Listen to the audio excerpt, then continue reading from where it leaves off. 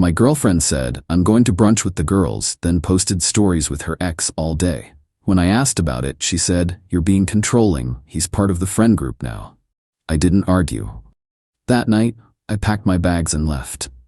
Now I, 28 male, have been with Jessica, 26, for 3 years. We moved in together 18 months ago, split everything 50-50 on a 2-bedroom in downtown. I thought we were solid.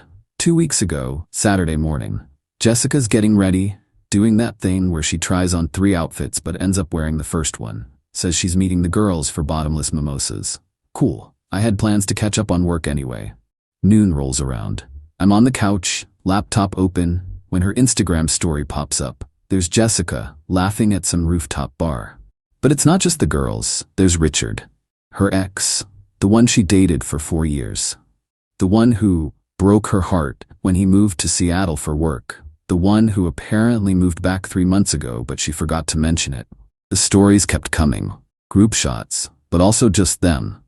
Sharing food. Him fixing her necklace. That specific kind of touching that's technically innocent, but absolutely isn't. I screenshot everything. Not because I'm crazy, because I've learned to document things. She gets home around 4 p.m. tipsy and glowing.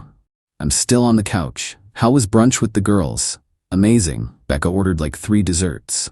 Cool. Who else was there? She lists names, doesn't mention Richard. Anyone else?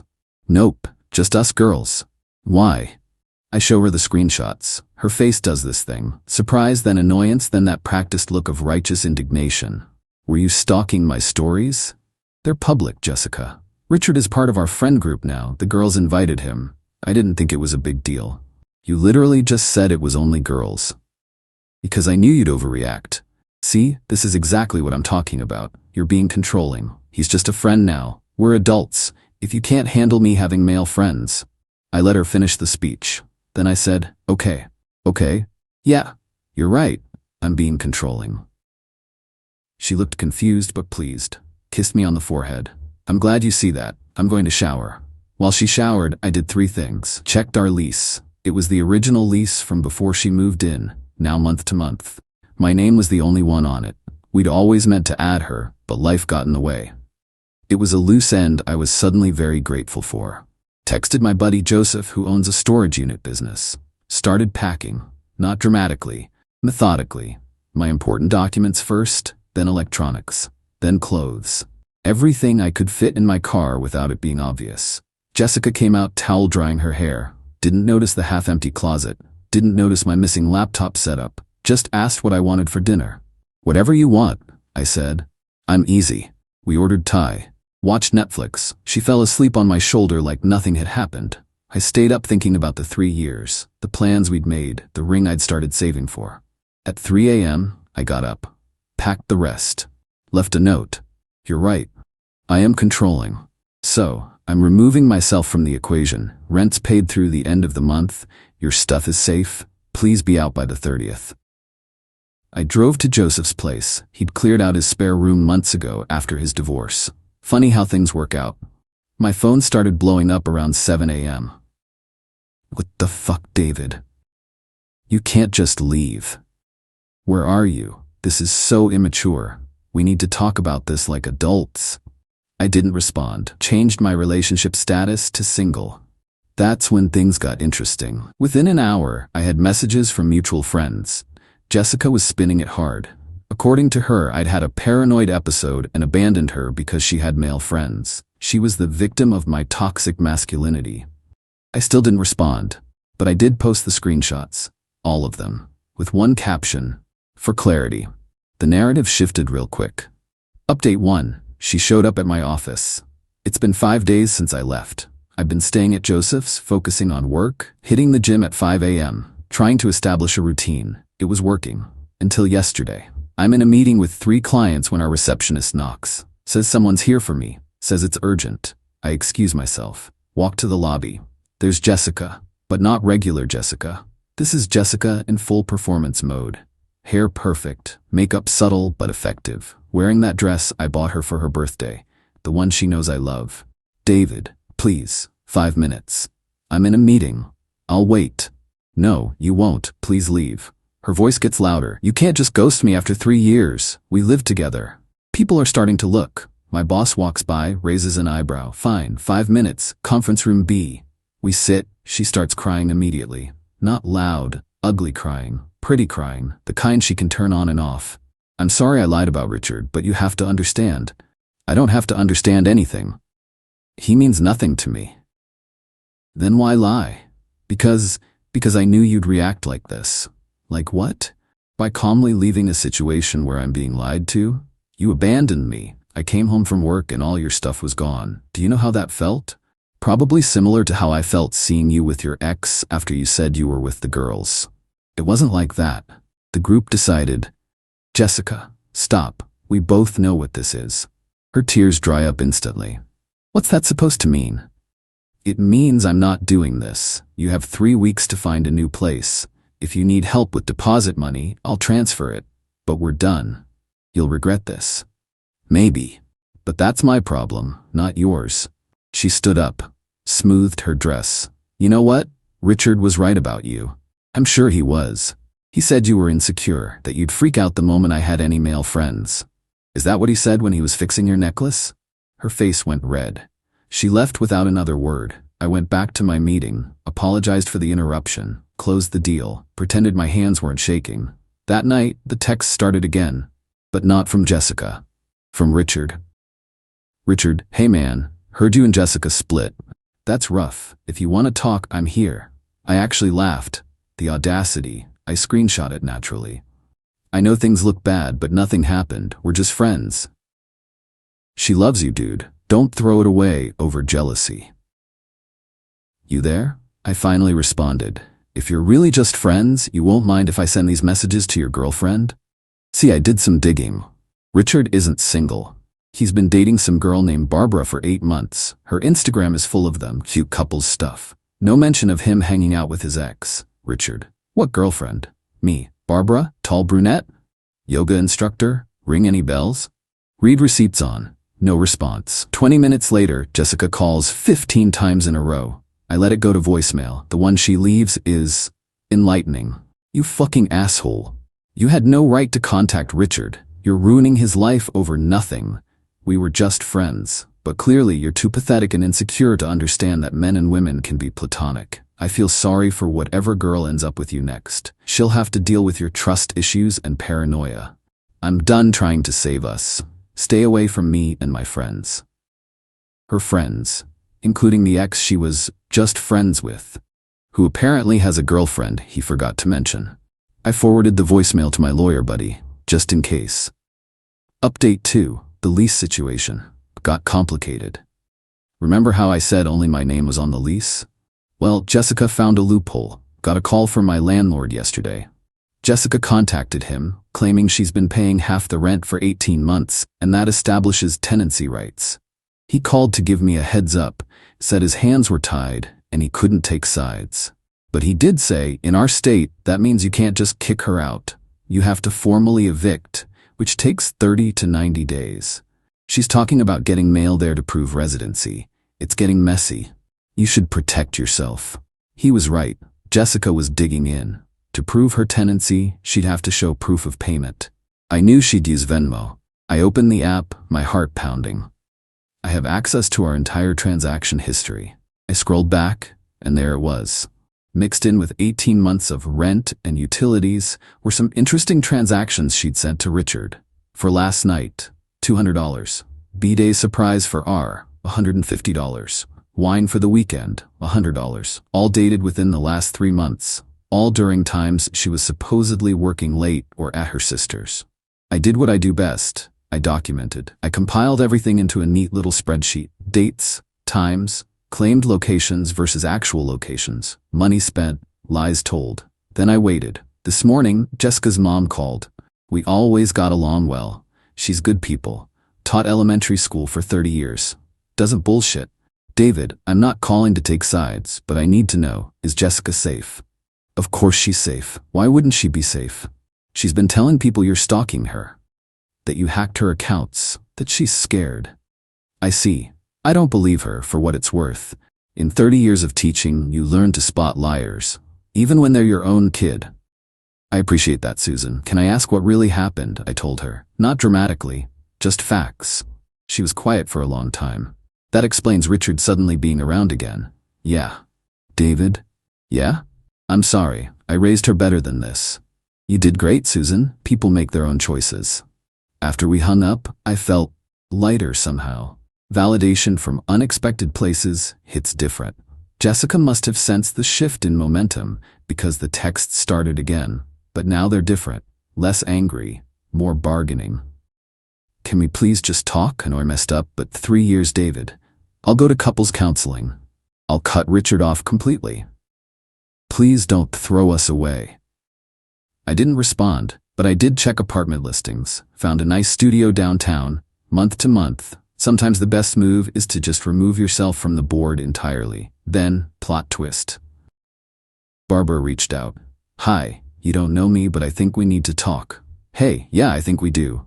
Can you meet tomorrow? Coffee? Sure. When and where? We're meeting in 6 hours. Should be interesting. Update 3. The coffee meeting changed everything. Met Barbara this morning at a Starbucks downtown. Recognized her immediately. She looks exhausted. The kind of tired that comes from finding out your whole relationship is a lie. She's already at a corner table when I arrive. 2 coffees in front of her. I got you a black coffee.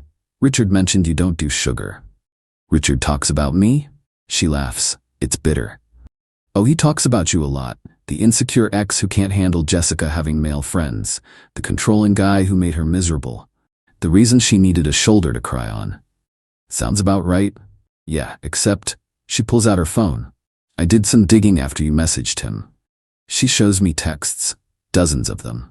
Between Richard and Jessica, going back months, I had his Apple ID for Find My iPhone. Forgot I could see his messages on my iPad. The texts are damning. Richard, last night was incredible. David is working late Thursday. I miss how we used to be. Soon, baby. And worse. Way worse. Plans, promises, photos I really didn't need to see. How long, I ask. 4 months at least, maybe longer. He got a new phone in July, so that's as far back as I can see.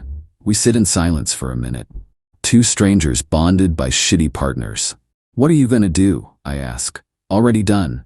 Kicked him out last night. Changed the locks. His shit's in storage. The code is his mom's birthday. He'll figure it out. Clean. What about you? Working on getting her out. It's complicated. She nods, then slides a flash drive across the table. Everything's on there. Screenshots of the texts, the dates, the times. My lawyer said it's all solid if you need it. Why? Because fuck them, but also, she looks tired again. Richard has been telling everyone you're some psycho ex who's stalking them. Jessica's backing him up. They're building a narrative. You need ammunition. Thanks, really. Don't thank me yet, there's more. She shows me Jessica's Instagram. A post from an hour ago. It's a statement, a long one, about surviving emotional abuse, about controlling partners, about finding the strength to leave. The comments are flooded with support. Hundreds of them. But here's the kicker. She hasn't left. She's still in my apartment, playing victim while squatting in my space. She's trying to get ahead of the story, Barbara says. Richard taught her that. Control the narrative first. Truth doesn't matter. Jesus, yeah. Oh, and David? That conference in Denver, she wasn't there. Neither was Richard. They went to Cabo. I have receipts. Literally. Richard saved them for his expense reports. We talked for another hour. Compared notes, built a timeline. It's worse than I thought. The gaslighting, the triangulation, the way they played us against each other. When we finally leave, Barbara hugs me. We're gonna be okay, she says. Might take a while, but we'll be okay. I drive back to Joseph's feeling vindicated, angry, empty, all of the above, but I also have a plan now, a real one. First step, lawyer. Showed him everything. The lease, the Venmo history, Barbara's evidence, Jessica's social media campaign. His response, oh, this is good. This is really good. He explained that a standard eviction is slow, but Jessica's public posts changed the game. We can't get an immediate eviction, but we can file for an emergency order to vacate.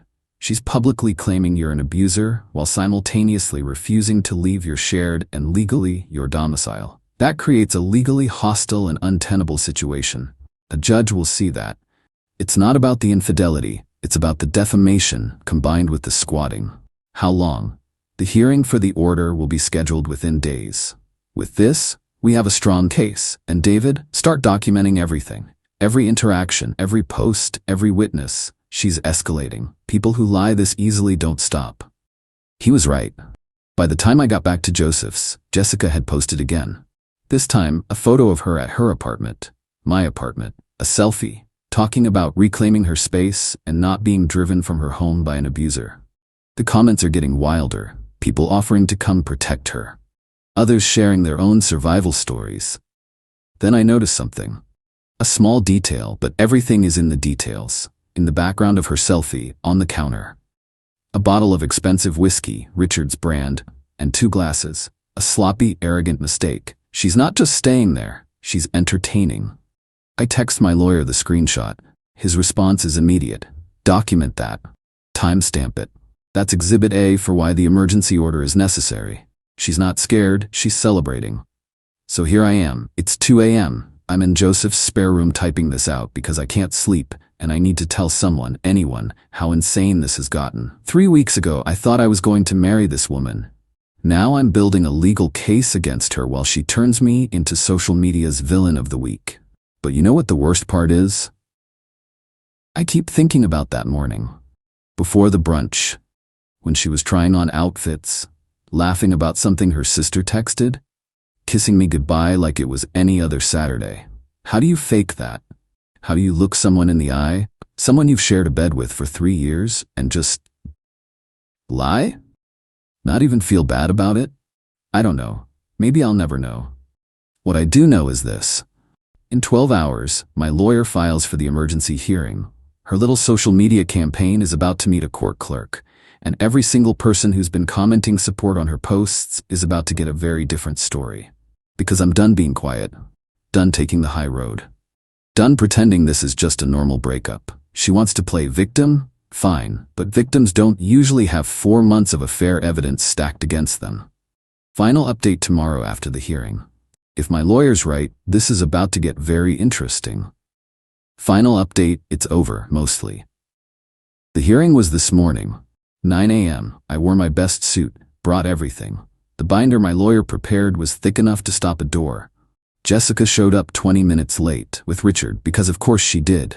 She wore all black, like she was in mourning, trying to project vulnerability.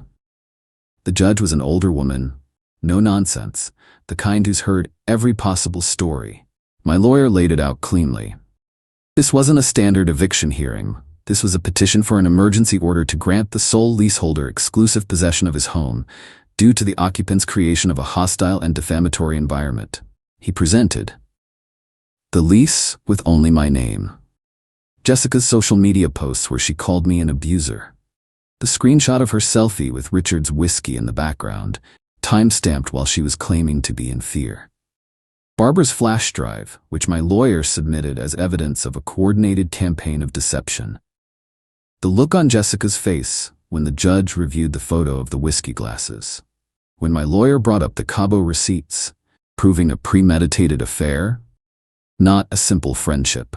Her lawyer tried to argue. He talked about tenant rights, about emotional distress. Judge Davis cut him off. Counselor, your client has publicly accused Mr. Peterson of abuse, a very serious claim. Yet she not only continues to reside in his home, she appears to be entertaining guests. She can't claim both to be a terrified victim and a comfortable tenant in the same breath. It undermines her credibility entirely. Jessica's lawyer asked for a recess. They huddled in the corner. Jessica kept shooting looks at me.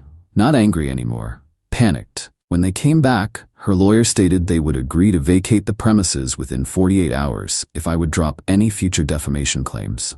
My lawyer looked at me. I could have pushed for more. But I just wanted it to be over. 48 hours. All her belongings out. Professional cleaning afterward at her expense. And her social media posts making the accusations must be deleted immediately. The judge made it so. Jessica signed the agreement without looking at me. As we were leaving, Richard blocked my path in the hallway. He had the gall to look sympathetic. Hey man, for what it's worth, I'm sore. Save it, Richard. How's Barbara, by the way? His face went blank. What? We had coffee, compared notes. She's doing great. Changed the locks, I hear, Put your stuff in storage. The code is your mom's birthday in case she forgot to tell you. He went pale. He started to say something, but his phone buzzed. He glanced at it, a look of pure dread on his face. It buzzed again. Jessica grabbed his arm. We need to go. They left together. The ex who meant nothing. The guy who was just part of the friend group. My lawyer clapped me on the back. Clean win. How do you feel? Honestly, empty. Not sad. Not happy. Just done. I went back to work. Told my boss I'd need the next 2 days off to supervise the move out. He said to take the week. Good companies remember who shows up even when their life's imploding. That was 6 hours ago. Since then, Jessica's Instagram posts about me have been deleted. Then her whole account went private. Richard blocked me on everything. Barbara texted, heard from a friend the posts are down. Good for you. Joseph ordered pizza and beer. Well, pizza and soda for me. My mom called. She'd seen the original post through a cousin. Was worried. I told her the truth. She just said, I never liked her anyway. The apartment will be mine again in 48 hours. I'll deep clean it, maybe repaint. Definitely getting a new bed. But right now, I'm sitting on Joseph's back porch. It's quiet, I can hear the city in the distance. And for the first time in 3 weeks, I'm not angry. I'm not checking my phone. I'm not documenting anything. I'm just here. Jessica was right about one thing. Love does make people crazy. It makes them trust when they shouldn't. Forgive when they shouldn't. Stay when they should leave. But it also shows you who people really are. And sometimes the person you loved never existed at all. They were just better at pretending than you were at seeing.